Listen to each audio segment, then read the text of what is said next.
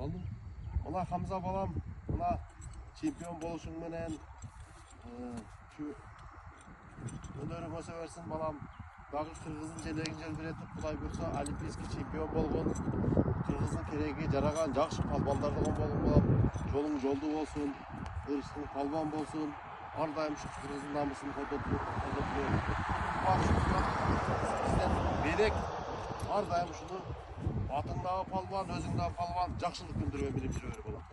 Munan olimpiyskiy çempiyon munan da başkalarını da bereriz Kuday buyursa. Biz patayar puan gelsiz. Bismillahirrahmanirrahim.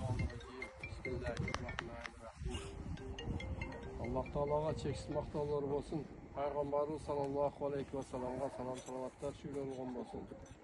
Buna Allah Teala ulug zat, kadir zat, rahimdü, merimdü. Allah Teala koldoçu. Buna Hamza nevremiz.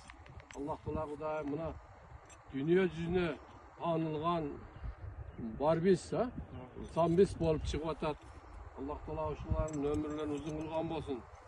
Geleceğin keng kılgan bolsun. Dağı bunday medallar alıp, bunday prizler alıp, az uşu yaşta uşuğa prizlerge жетip, budanları da Allah Teala köptügen prizlerge жетip, densolluğun berip, şu bilekке, belge, putka güç berip Allah Teala Kudayım. Amin amin. Uşul balaga çeksiz maktalar bolsun.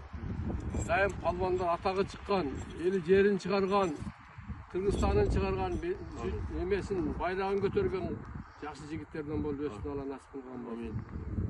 Dağı Allah Teala Kudayım. Şul güç berip şu balaga, dem berip, koldow bolup biz dağı şu balaga. Daim uşunday prizlerge köp bolup, bunday atlardı sıylap, mingizip, sıylıkka taandık bola bersin Allah Teala Kudayım. Şunun artı жүрген atelerine, ağalarına ömür tilek versin, baktuluktu versin Allah Teala Kudayım. Hiç kaçan jamanlık görmesin. Şu balanın atağını çıkarıştık Allah nasip kılgan bolsun. Amin. Rabbana atina fid dunya hasenatan wa fil akhirati hasenatan wa qina azabannar. Elhamdülillahi rabbil rahmet. Allahu ekber. Jet nasip patmıyor.